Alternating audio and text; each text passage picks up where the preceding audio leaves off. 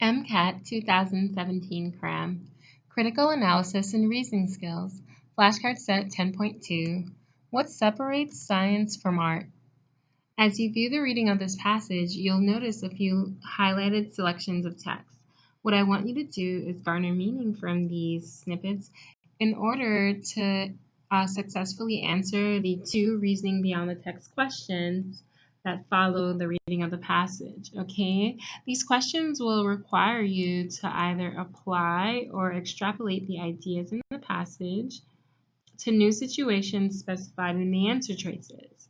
To do this successfully, it's important to understand the assumptions underlying the article after reading and how the new information presented in the question stem and answer choices may shift the central thesis. So good luck and happy reading.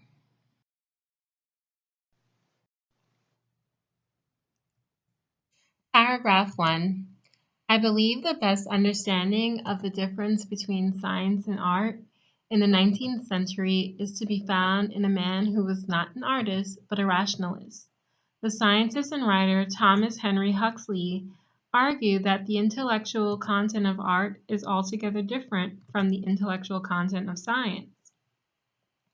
In art, it is truth to nature, but this truth is relative, for it depends entirely upon the intellectual culture of the person to whom the art is addressed. No man ever understands Shakespeare until he is old, though the youngest man may admire him, the reason being that he satisfies the artistic instinct of the youngest and harmonizes with the ripest and richest experiences of the oldest. In science, intellectual content is truth to fact, and the deductions and generalizations which can be made from the fact. Paragraph 2. The pleasures, however, that one receives from either art or science, Huxley said, have a common source.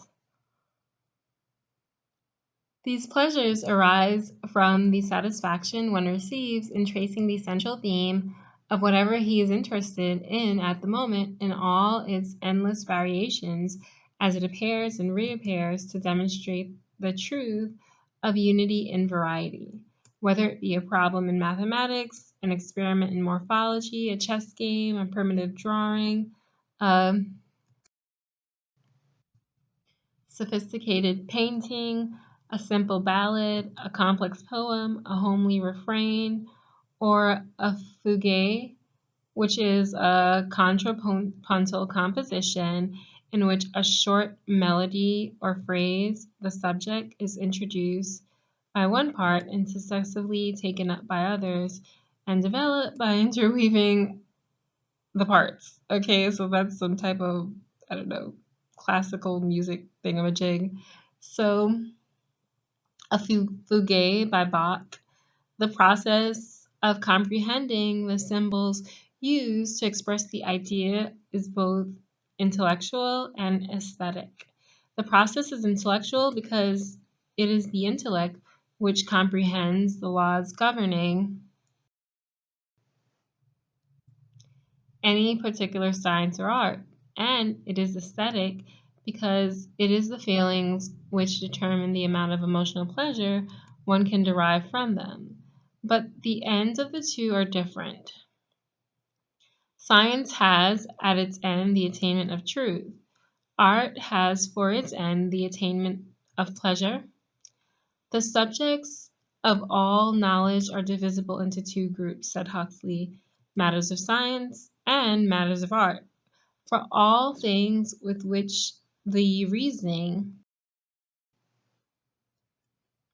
faculty alone is occupied come under the province of science, and in the broadest sense, and not in the narrow and technical sense in which we are now accustomed to use the word art, all things feelable, all things which stir our emotions, come under the term art.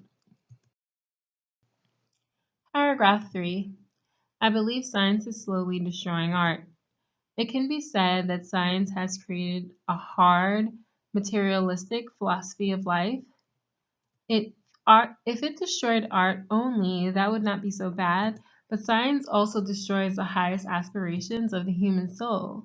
Love is reduced to a biologic law, family relationships are explained by psychology, ideas are resolved into the yearnings of frustration, and God is metamorphosed into a tribal deity. Once the veil of that mystery Once the veil of mystery that enshrouds these great primary instincts of the human soul is ruthlessly snatched away, life loses the qualities which have made it beautiful and significant in the past. Despair takes the place of hope, resignation takes the place of resolution, sex takes the place of love, atheism takes the place of religion, wise and intelligent men become cynics, and common men become hedonists. Duty and morality are forgotten in the mad struggle to forget a life thus deprived of the ideas which before had made it endurable. To eat of the fruit of the tree of knowledge can be as disastrous today as it was ages ago in the Garden of Eden. Whereas it's associated with increased production of great works of art. Is the author's opinion about the negative impacts of science weakened? A. Yes. This shows that science does not lead to the death of art. Yes, it is shown that science has positive effects too. No, the author would not trust the word of a scientist. No, because its effect on art is not the author's primary concern. So definitely press pause if you need to, and I'll give you a moment to think. If you're having difficulty answering, open up a second window to view the reading of the passage and search for the text support in order to select the correct answer choice. All right?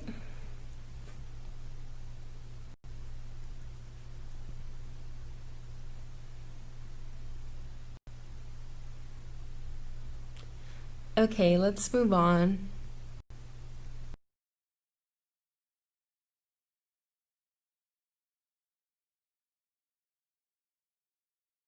Have to think about some of the assumptions underlying some of the claims that the author made and how they relate to this new demonstration and how the central thesis is going to shift, okay? So the author briefly mentioned that science is, quote, slowly destroying art, but focuses on the effects of science on society in general, okay? He views the negative effects on the, quote, soul as distinct, going beyond and even more important than its effect on art, okay?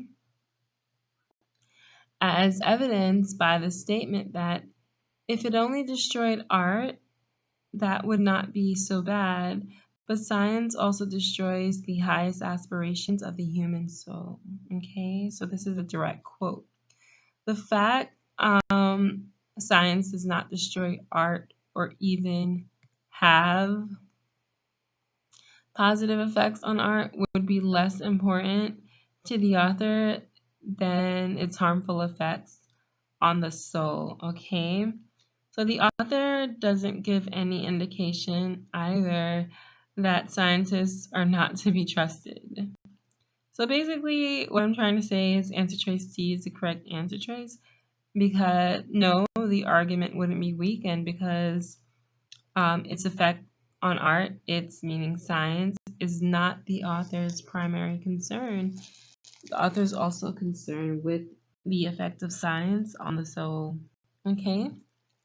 All right.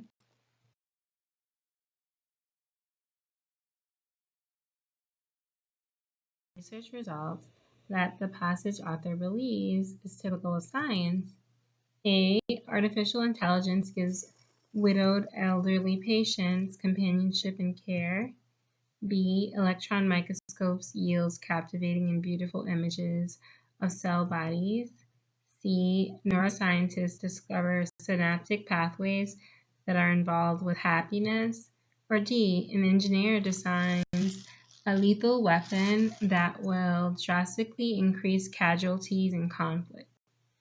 Definitely press pause if you need to.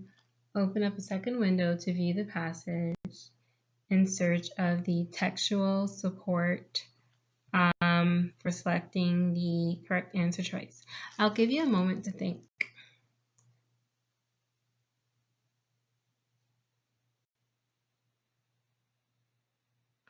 All right.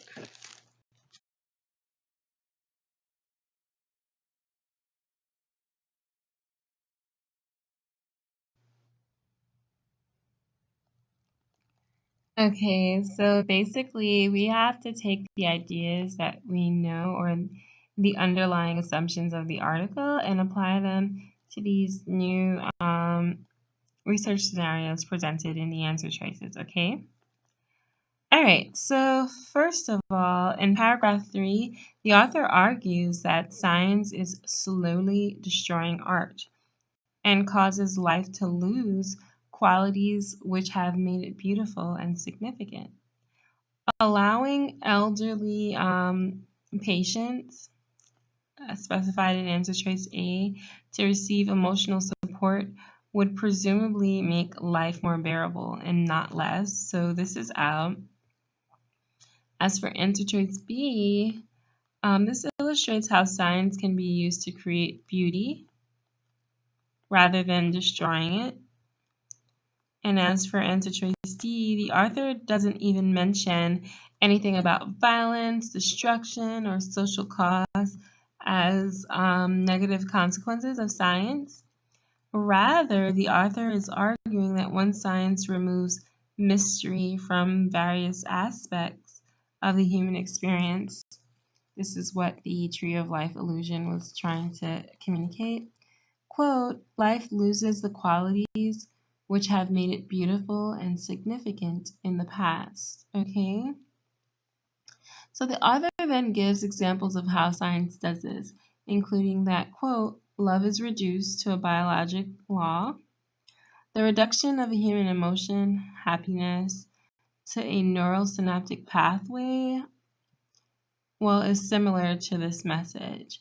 So the correct answer choice is answer choice C. Neuroscientists discover synaptic pathways that are involved in happiness. All right? Okay.